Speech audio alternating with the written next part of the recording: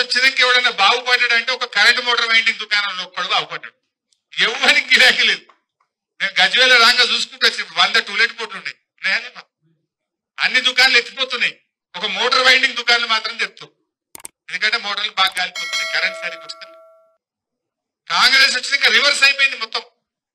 మీకు ఒకసారి గుర్తుందో లేదో పాతది నేను యాద్ చేస్తా. కేసీఆర్ ముఖ్యమంత్రి ఉన్నప్పుడు చంద్రబాబు నాయుడు ఆంధ్రలో మాట్లాడింది ఒకసారి. అరే ఒకప్పుడు ఆంధ్రలో ఎకరం అమ్మితే తెలంగాణలో 10 ఎకరాలు వచ్చు, కానీ 10 ఏళ్లలో కేసీఆర్ ముఖ్యమంత్రి అయినాక ఇప్పుడు తెలంగాణలో ఎకరం అమ్మితే ఆంధ్రలో 10 ఎకరాలు వస్తుంది అని ఎవరన్నారు? చూసిందా మీరందరూ? ఇప్పుడు రేవంత్ రెడ్డి వచ్చి 2 ఏళ్లు కాలే, సీన్ రివర్స్ అయింది. అయిందాకా లేదా? మొన్న నేను సిద్దిపేట పోయినా, గంగాపూర్ అని చిన్నకోడూరు మండలం గంగాపూర్ ఊరికి పోయినా.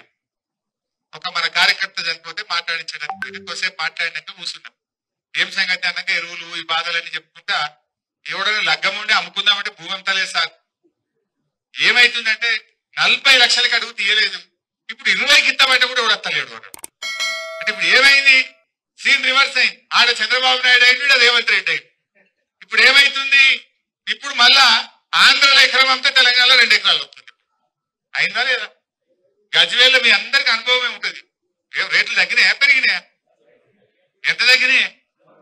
సగానికి సగమైంది. ఇంకా 2 ఏళ్ళు ఉంటే ఇంకేమవుతుందో. దోసాల్లో సగమైంది. ఈ రేవంత్ రెడ్డి ఇంకో ఏడాది 2 ఏళ్ళు ఉంటే ఇంకెంత తగ్గుతుంది?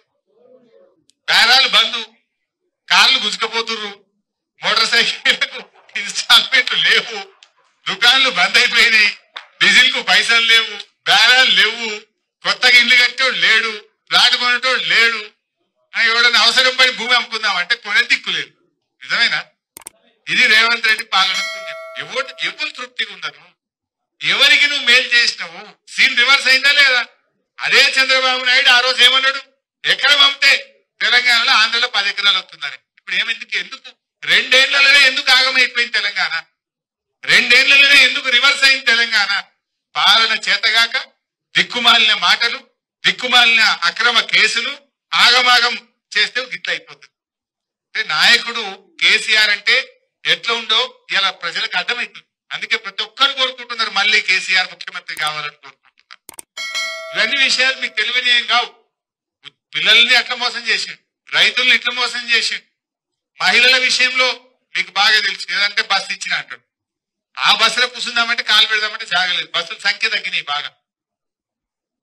మహిళలకు ఎన్ని మాటలు చెప్పిండ్రు? ప్రతి మహిళకు నెలకు 2500 రూపాయలు ఇస్తా అన్నాడా లేదా? ఇప్పుడు 20 నెలలు అయింది. అంటే ఒక్కొక్క చెల్లెకు అక్కకు 50,000 రూపాయలు రేవంత్ రెడ్డి బాకీ పడ్డాడు. ఓటు అడగాలి ఎవడన్నా కాంగ్రెస్ వాడు పంచాయతీరాజ్ ఎలక్షన్లు అంటే 50,000 పెట్టింకనే అడుగుమని చెప్పాలి.